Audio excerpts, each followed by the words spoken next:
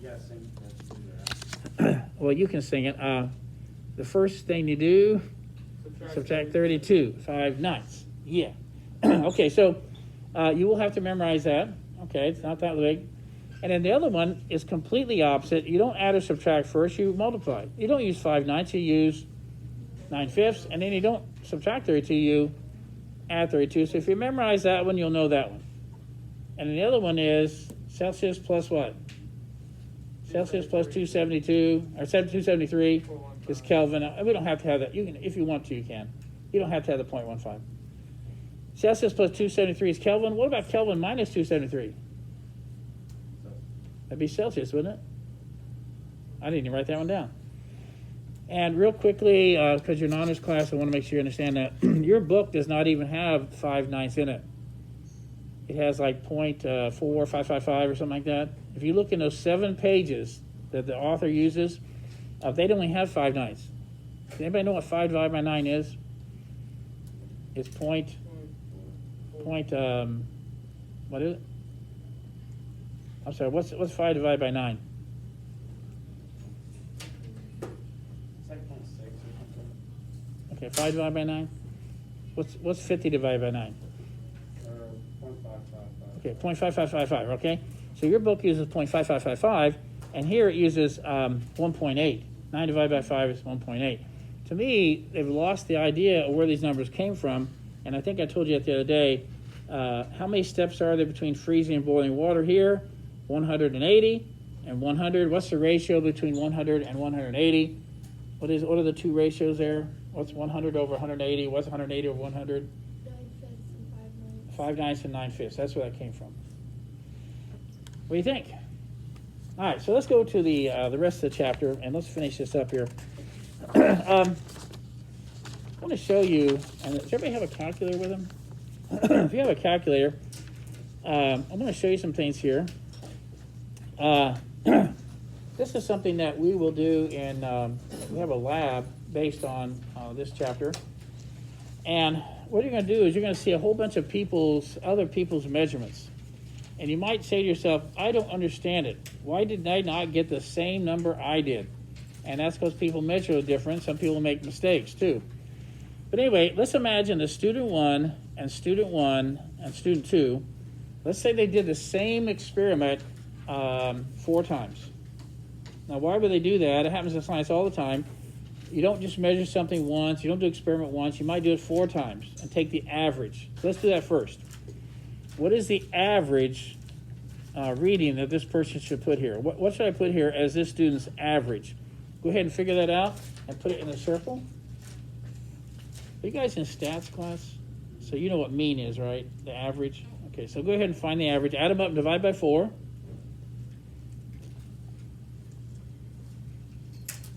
Now, I know it's like a Monday morning, but it's Tuesday, but I have a really high-level question for you. If I add these up and divide by 4, shouldn't I have to round to only 1 sig fig? Because how many sig figs does 4 have?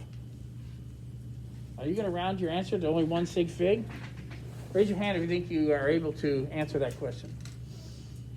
What if somebody says, you better round that answer to 1 sig fig because 4 only has 1 sig fig? You add them up and divide by 4, didn't you? Yeah. Then you should round to 1 sig fig. Tell me why I'm wrong. Yes? It's because 4 is an exact number, so it's 4.0, because there's, 4 numbers. You're exactly right. That is a counted number, isn't it? Was 4 a measured number or a counted number? Counted numbers have an infinite number of sig figs, don't they? All right, so does anybody have the average for me? Yes, Abby. 73.09. Wait, say it again. 73.09. Now, can I ask you something? What's after the 9 in your calculator? Nothing. Nothing? Okay, so that is the average. See, you don't chop to hundredths place, right? You have to round to it. So does everybody get that or not? That's important the whole class get this, because I don't remember this from last year. You have the next one, Freddie? No, do you have an extra calculator? Will you say it again? Do you have an extra calculator? Do I have a calculator? Yeah. Okay. Does somebody calculate the average for the second one? All right, yes, Daniel. 71.995. Okay, now, I'm not allowed to put 995, is that correct? Because look at my measured numbers. It went to hundredths place, hundredths place, hundredths place, hundredths. Remember that? So, what would you say, 995? So now what do I do? Yes. What do I do at 995? I can't go to thousandths place. 72.0. That's going to round that to 10, isn't it? Okay, so that's going to, what are I going to say? All right, so anyway, student number 2's average was 72 grams, by the way. These are grams. Well, there's this thing in science. As a matter of fact, I have a brother-in-law who, he's a real big he's actually helped write laws in South Carolina. He's a big gun advocate, and anyway, he goes shooting a lot. He's taken me shooting, and but anyway, he also, when he goes to target shooting, have any of you ever been shooting for accuracy and precision? Have you? So you know the difference already? And so let's take a look over here. Every science book likes the dartboard analogy to precision and accuracy. Let's take a look. What if you fired off 3 rounds and they went like that? Fiona, what do you think? Were you very accurate? Said, well, I hit the target. Well, the target's like this big, though. That wasn't that hard to hit the target, right? So you were accurate or not? How did you know you weren't accurate? What were you trying to hit? The bullseye. Everybody get me? She actually knew what she wanted. Where she knew the bullseye was her goal, wasn't it? Now let me ask you the next question, Fiona. Were you precise? What now? How do you know?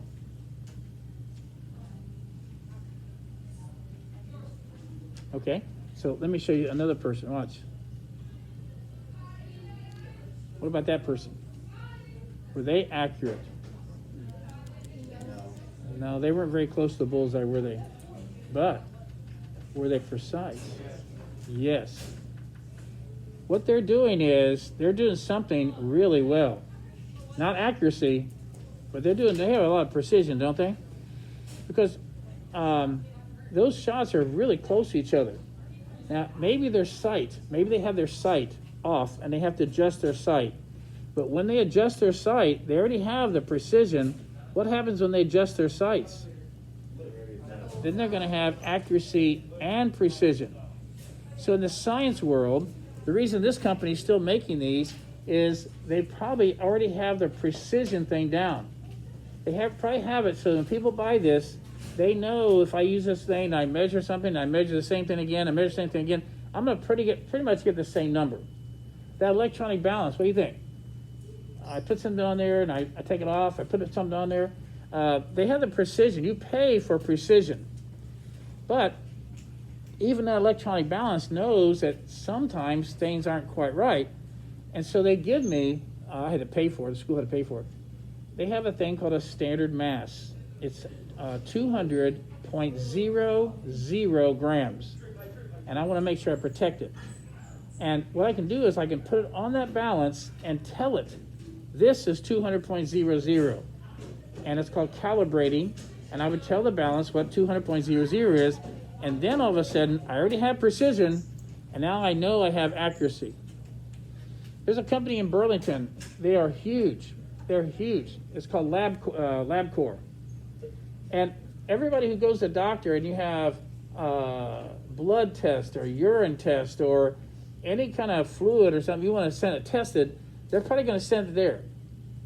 And they have these machines, incredibly expensive machines, that can tell you, for example, how much copper is in your blood, how much iron's in your blood, how much lead. We don't want lead, but how much lead's in your blood. And if you pay for it, they can test for all those. But how in the world do they know that when they say there's 8 parts per million of iron, how do they know that? First of all, the machine has precision. But in the morning, every morning, they put something in there that they know, they bought it, it's very expensive, they know has 20 parts per million in it. They bought it that way. They had to pay a lot of money for it. They told the machine, here's what 20 parts per million looks like, and all of a sudden you're a little bit less than half of that, and the machine says 8, you have 8 parts per million. Now, the reason I'm bringing this up is that this is what you're looking for in science. You're looking for accuracy and precision. But notice that there is no bullseye here, or is there? And that's what this is the analogy here of accurate and precision, precise but not accurate, and neither. No accuracy, no precision.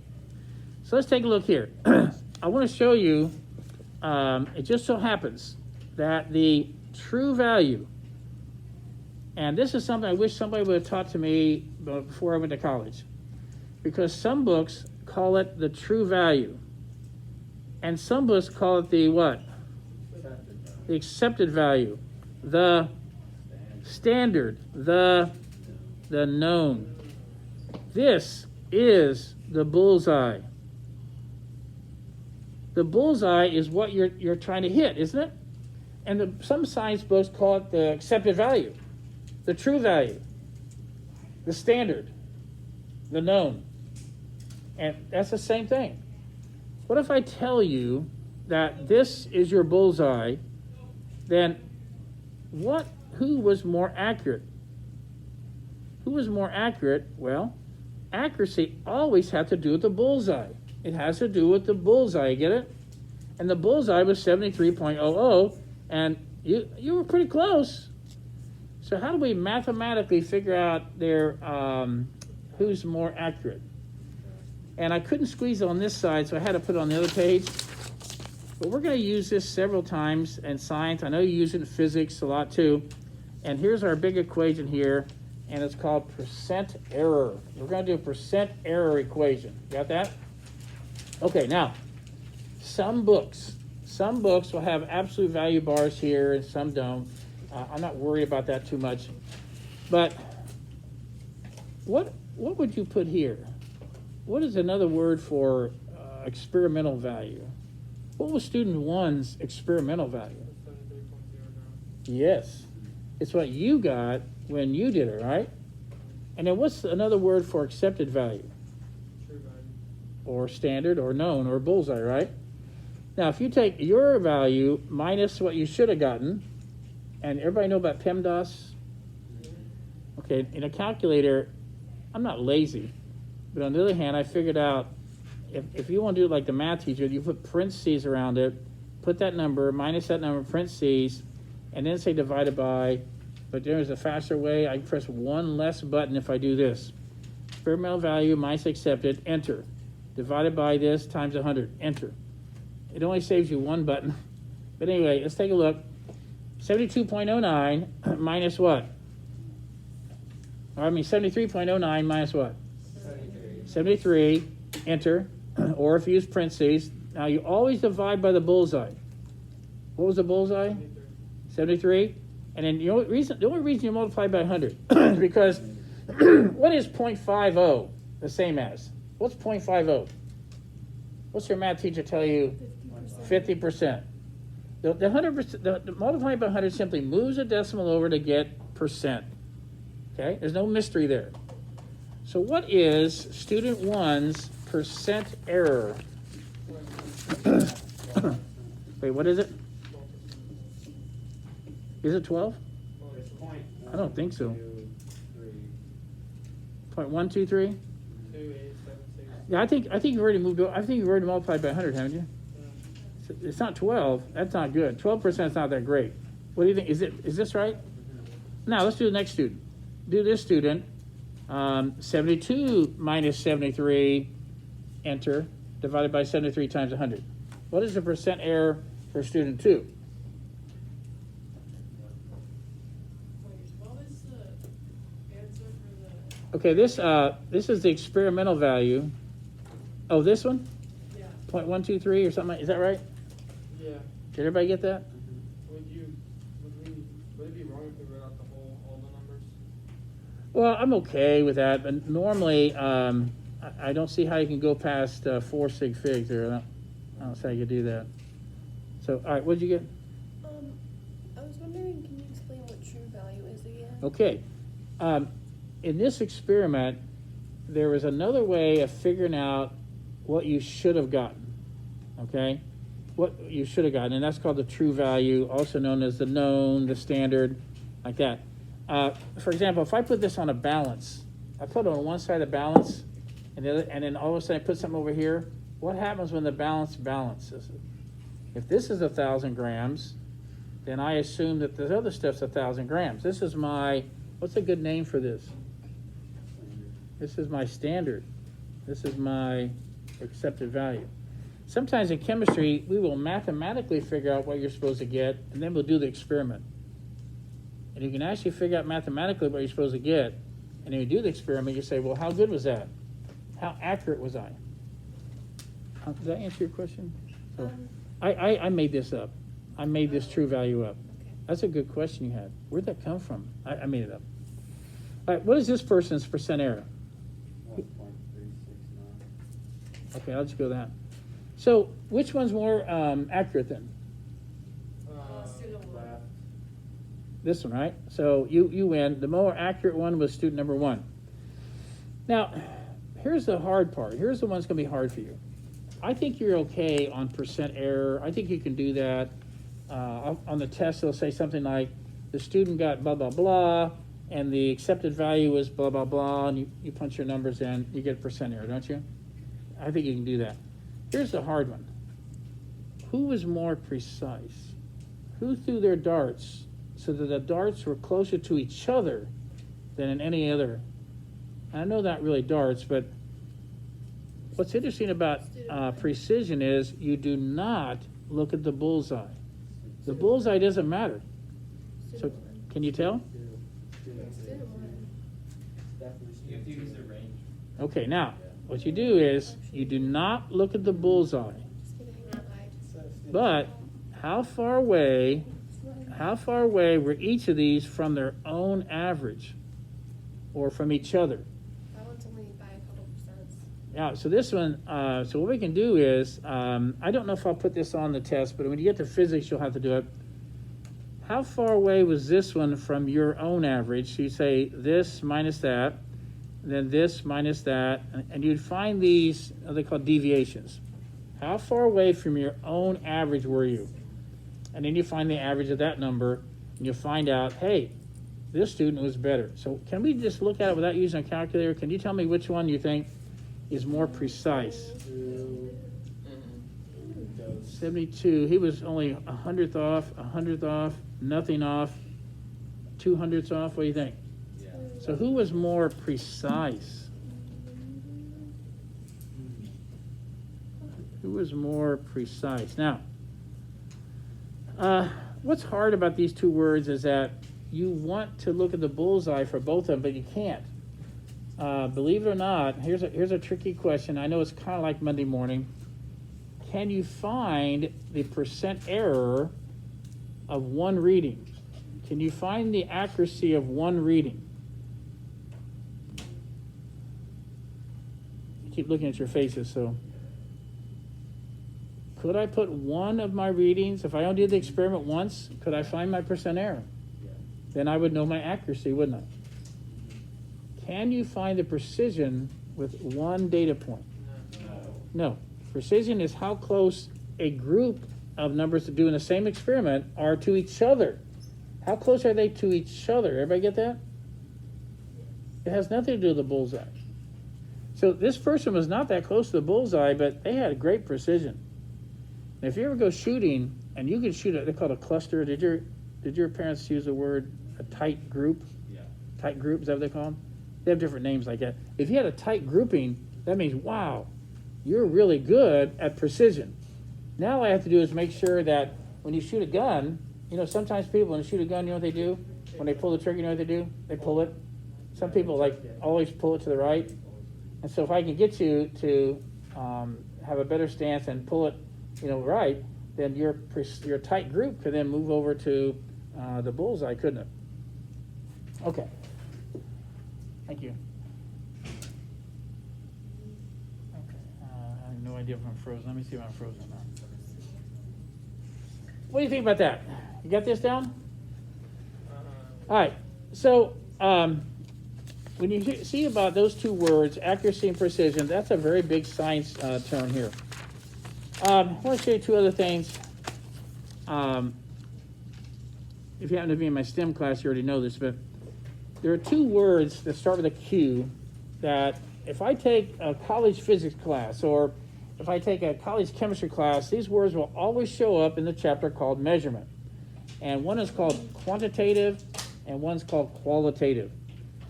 Now, the key word for qualitative is quality. Quality simply means what's in it. So if I do a qualitative analysis, I might tell you what's in it. Hey, this test tube has some calcium in it and chlorine. Or hey, that's got a yellow color. Those are called qualitative observations. But what is the difference between that and a quantitative observation? Quantitative always means that you have a number associated with it, quantity, and that means you have a measurement.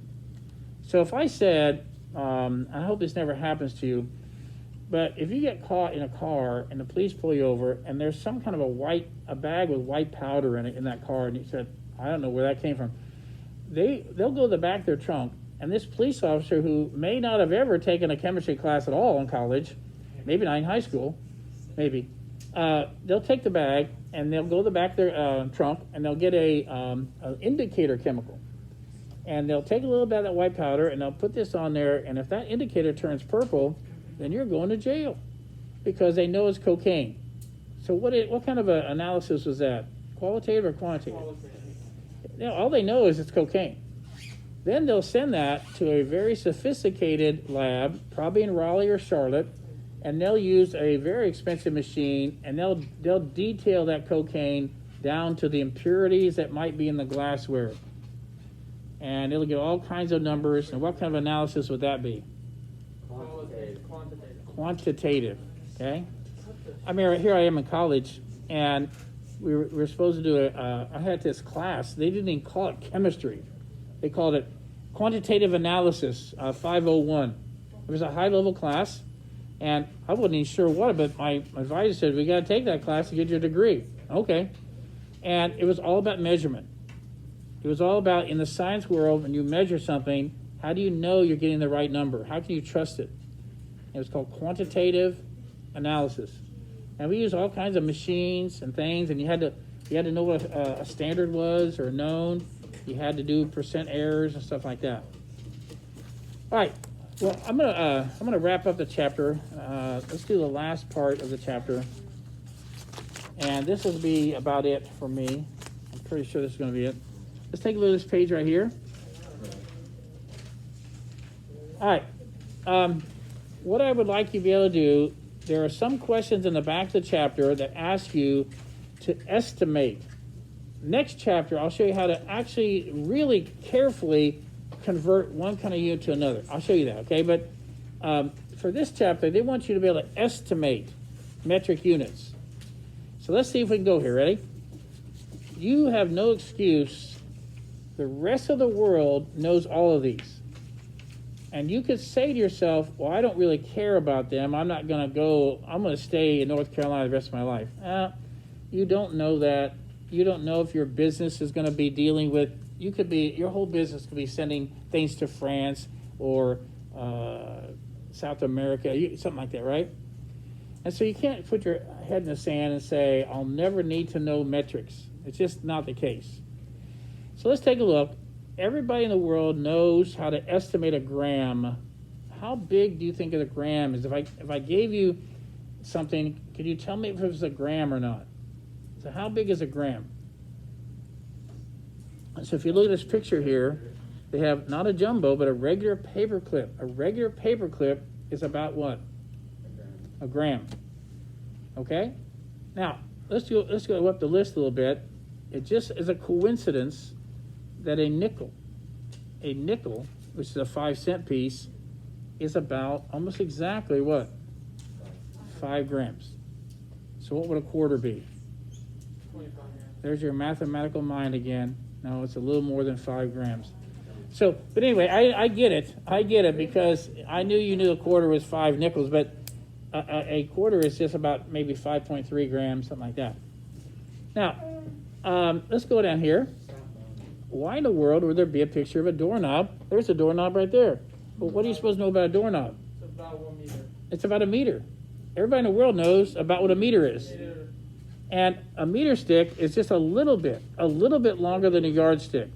So if you knew how many yards it was, it'd be a little less meters. If something was 100 yards, it'd be like what, 95 meters? So a yardstick's about 39.37 inches. So it's about 40. It's about 40 inches, close to 40. It's just a little bit bigger than a meter stick, or than a yardstick. Now, a doorknob's about a meter off the floor. What is this, Tuesday? Oh, yeah. Okay, all right, we have 5 more minutes, okay. Everybody, if you haven't done this, I have rulers all over the room, but everybody should take their finger, their little finger, and figure out where a centimeter is. And mine, I have some pretty fat fingers, so my centimeter is way down here.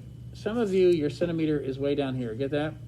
So you're always carrying a centimeter with you, get that? Don't ever tell me you don't know what a centimeter was.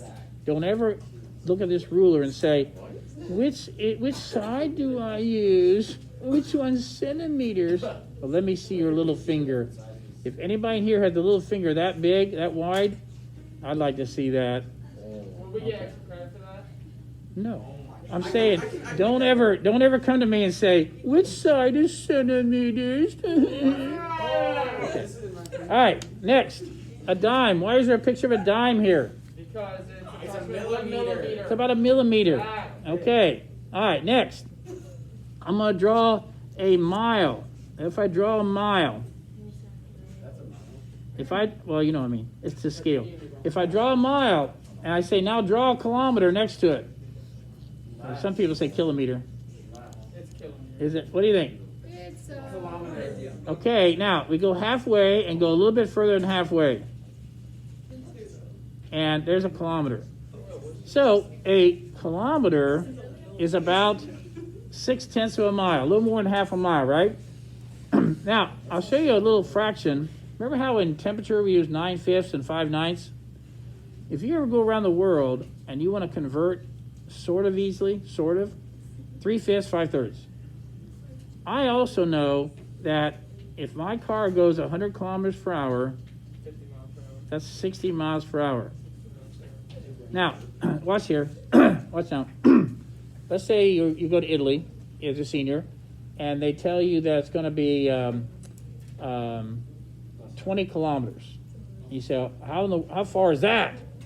Well, are you going to use 3/5 or 5/3? I have 20 kilometers. Is it going to be more than 20 miles or less than 20 miles? And some of you are flipping a coin in your head. It's got to be less than 20 because a mile's bigger, isn't it? So what fraction is going to change 20 into miles? 20 kilometers into miles. Okay. This will make it smaller, won't it? What's 20 times 3/5? You guys, I'm very interested in this because I used to love to cancel out in math. And isn't it 12? So if somebody said we're going 20 kilometers, oh, you're going about 12 miles. All right, let's go on. We're almost done. Almost done. We spent a lot of time. We spent a lot of time with the leaders. So I won't be doing that, but I do want you to know that a liter and a quart, they are so close. A liter is slightly bigger than a quart. See this? When you pour a liter into a quart container, it overflows a little bit. So a liter is a little bit more than a quart. Hang on, everybody, hang on. All right, now, so if you knew that, what if you knew a gallon of milk? About how many liters is that? 4. So we know that it's going to be close to 4, right? But it might be just a little bit less than 4, like 3.9, 3.98 or something like that. Last one. This is the last one. I don't know if I use this as a regular question or a bonus question. I think it's better. Around the world, when they measure area, everybody be quiet for a minute. When they're measuring area, and you go down to South America and you want to buy some land, they'll say, how many hectares do you want to buy? You say, I have no idea what you're talking about, a hectare.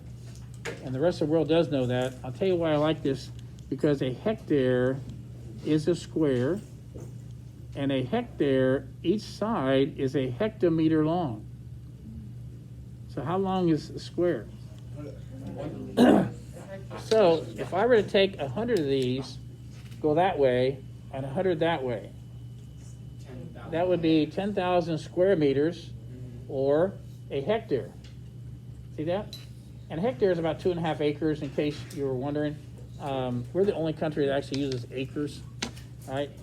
Most of you live in a house, and if you have a yard, the people might come over and you might play a little bit of soccer in your yard. You probably have maybe at least an acre. But if you have a yard where, no, we probably couldn't do that. Most houses are 1/3 of an acre. A lot of your houses might be 1 acre. That's a lot of land. All right, so what are we doing? You're taking a PSA tomorrow, and then tomorrow also you're going to work on your homework. And that kind of wraps up everything in the chapter.